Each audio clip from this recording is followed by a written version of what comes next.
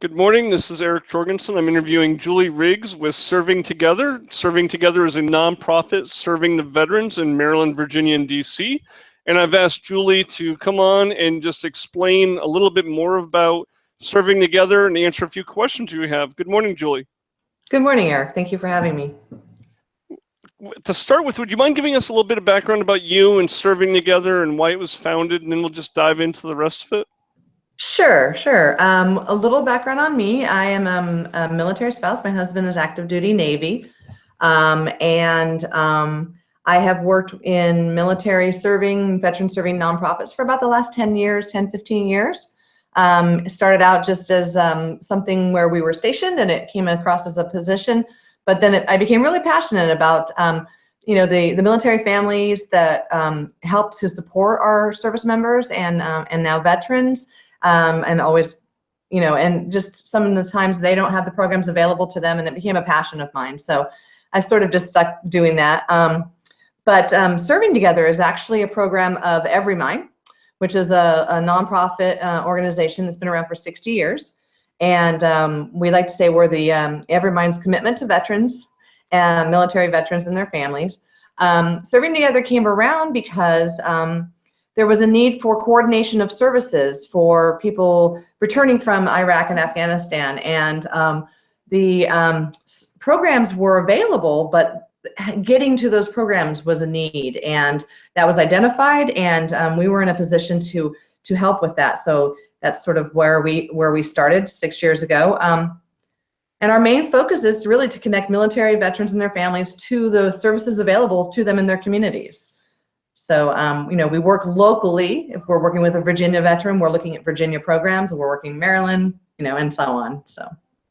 And do you have individuals that'll help the veterans one-on-one, or is it more of they go to a website and just pull down, or a little bit of both? It's a little bit of both. So depending on what the person's preferences are, if they just want to jump on our website, which is servingtogetherproject.org, we have a pretty robust resource directory that they can go to. They'll notice that the resources there are primarily local. We could fill it with a lot of national resources that we don't interact with, but that's not really our program model. We want to make sure that we've interacted with the resource, we've sort of tested it out, done due diligence, maybe know a contact person there, so that we can really make sure that when they connect to that resource, they're connecting to a resource that we would use ourselves. That is something that we like in the program. Everybody who works for Serving Together is either a veteran or a spouse, so of a service member. So we want to make sure, if we would use it, then we would put it on the resources. But the other way to get to the resources they need, and one that makes us, I think, somewhat unique to other information and referral lines, if you will, is that we have peer navigators. Both of our peer navigators are veterans. We have one in Maryland and one in Virginia. And they answer the phone, speak to the service member, the wife, the aunt, uncle, cousin. It doesn't matter who the person is that's calling, as long as they're calling about a military connected person.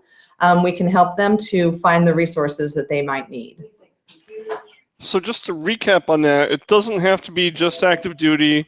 It's not just a veteran. It could be anybody who's connected to a veteran, friend, family, caregiver, just across the board. Absolutely. If they have a question about something or a program that might serve that person they're working with or for, they can contact us. In fact, I think about 30 to 35% of our calls to our peer navigator are service providers themselves. People from, let's say, the Department of Aging who are working with an aging veteran who want to know maybe about that veteran's VA benefits. So they'll call our peer navigator and say, hey, who would be the best person to talk to find out what this veteran has earned, and so we'll connect them to the correct person. Okay, but you're not tied to the VA. You're just very aware of the VA's benefits, and you help people navigate that morass or that mess that it can be sometimes. Exactly. Like, for example, we'll make sure that we have main points of contact in, let's say, the VA homeless outreach program, and maybe the VA Veterans Benefits program, and the VA peer support program for behavioral health. We'll have people that we work with collaboratively and that we work with in the community, so that when we have a veteran come in, we can say, oh, you need to talk to Curtis at the VA, and we'll do that warm handoff. So, but we are not a VA program. So I'd like to share with people a real life experience or correlate as closely as possible to help people connect the dots. As you know, I retired from the Navy in 2012, and I came from Guantanamo Bay to here.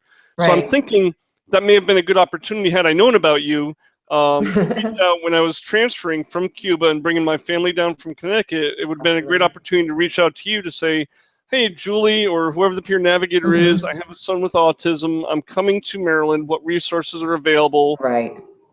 I do for resources to help me. Would that be a good example? Exactly, that would be a perfect example. So at that point, our peer navigator would take your information, what you were looking for, what you needed. Usually when people come to us, it's not just for one thing, it's 3 or 4 different things. So let's say you were looking for, programs for your son to be a part of. You were looking for maybe some specialized educational opportunities. And oh, by the way, he wanted to go to summer camp. And so Jennifer, who is our Maryland veteran, would then start making phone calls and say on your behalf and say, we've got a veteran who's coming into the area. He's going to be needing this X, Y, and Z. She'd contact the, extraordinary EMFP program on base. Yeah. And talk to them and see who their main point contact is. And she would put it all together and send it back to you in an email, on the phone, whatever, just saying, hey, I spoke to this person. This looks like what the deal is here. This is the process you can expect. Just trying to help veterans navigate their way through sometimes a confusing system of programs and eligibility requirements and what have you. So, and then fast forward 2 years when my wife passed away in 2012 and I became a widower, navigating the FEGLI, or the what's it called? It was called FGLI, Family Group Life Insurance, making that claim and getting my son enrolled in DEERS. I mean, all of that, you could have helped me, if nothing else, just point the right direction. Exactly. I mean, there's a lot of times we get phone calls. In fact, we often will get phone calls because someone will Google a keyword and they'll come onto our website and then call Jennifer, and they may be in North Carolina, and they'll be calling us. So yeah, we don't have boots on the ground person in North Carolina who can tell you exactly what's going on. But what we do pride ourselves on is we get on the phone or we get online and we figure out the system. We know what questions to ask because we ask them a lot. And so even if we don't know the answers, we kind of know where to start. And sometimes just having someone else to soundboard off of is enough to help someone feel less stressed about the journey, about the process. Just checking in, saying, no, you're not crazy. It's just the system. It takes a little while. And exactly. And we also like to, I know Jennifer's amazing at this. When she gets a veteran calling up who's maybe under stress and has just is dealing with something, she's really good about being upfront with them, like, okay, and you know what, you're homeless and I'm going to connect you with Friendship Place, but here's the thing, you do need to call and leave a message, and they absolutely call you back, but I want to let you know the first thing you're going to get is a voicemail, because what's going to happen if she doesn't tell that veteran that, the person's going to call and think, oh, another dead end, and so we make sure that we kind of know the processes so that we can let people know what to expect, Manage expectations, help them understand what to. No, I think that's a huge deal. Now, do they have to pay anything? Does this cost them anything? No. We are a nonprofit program. All services we provide are free, we will do the best we can to connect people. And if they require, let's say, long-term case management or something like that, we will look for programs that can provide that. We are not case managers. We kind of do a fine line between information referral and case management, because we do step in a little bit more, and we do take more of a personal helping someone get to where they need to go. But then we need to connect them to programs that can support them long term if that's the case that they need, like behavioral health or case management. So what types of veterans or service members? I mean, is there an ideal individual that would be reaching out to you, or is it just it truly is anybody that has a question about veteran benefits and is connected to a service member? Oh, it really is anybody who is connected, who has questions or is connected. We are aware of programs such as Team River Runner and some of the other outdoor art, Team Red, White, and Blue, and some of the outdoor programs. And maybe that your goal right now is to get more physically fit, or maybe your goal is to connect with other veterans. And maybe it's not that your lights are being turned off tomorrow, the crisis mode. We can definitely help to connect people, because we kind of live in this veteran space, so we know the programs that are in existence. And sometimes the programs are small and don't have an opportunity to market themselves as well as they maybe could, so we'll help to market them. And that's another thing sorry. No, go ahead. I was just going to say that is another benefit or resource we provide is we have a website. We have a weekly e-newsletter that goes out based on the events we put on the website, and we have our Facebook page. And all of those are, we basically market other people's programs to make veterans and military families aware of everything that's going on in their community. So, you know, we try to help to lift up the other programs that we work with in the community. So as a veteran, what are some things that would trigger me, or that I should be thinking about, or just when would I reach out? I mean, how would I know to say, yes, I should reach out to Serving Together Project at servingtogetherproject.org or what have you? How would I, what's the usual way people hear about you? A lot of times they're referred by another service provider, as I said, who maybe doesn't know the veteran programs in the area, and they're working with them for another reason. I won't, you know, I'll be honest, most of the people that reach out to us are in crisis, because I find that when people think to pick up the phone and call someone else for help, especially military and veterans, because we're so stubborn about getting help, aren't we? I know that when my husband was deployed, I had the whole world falling down around me, and but someone would call up and be, how are you? Oh, I'm fine, I'm great, I'm good. It's just how we are, that's how we're trained, right? So a lot of times it does take someone being in crisis to reach out to us. But even if you're not in crisis, if there's something you're trying to navigate, and you know there must be a program for this, you can just give us a call and we'll be like, oh yeah, we heard about this program, you know, at a resource fair yesterday, let's connect you. So it really is just when you're trying to get, maybe walking in an area that you've not walked in before, you know, maybe you're interested in financial planning because you're about to buy your first house, and they would call me up and say, hey, or call Jennifer up and be like, do you know anybody who really knows more military and veteran financial planning? And I'd be like, I do.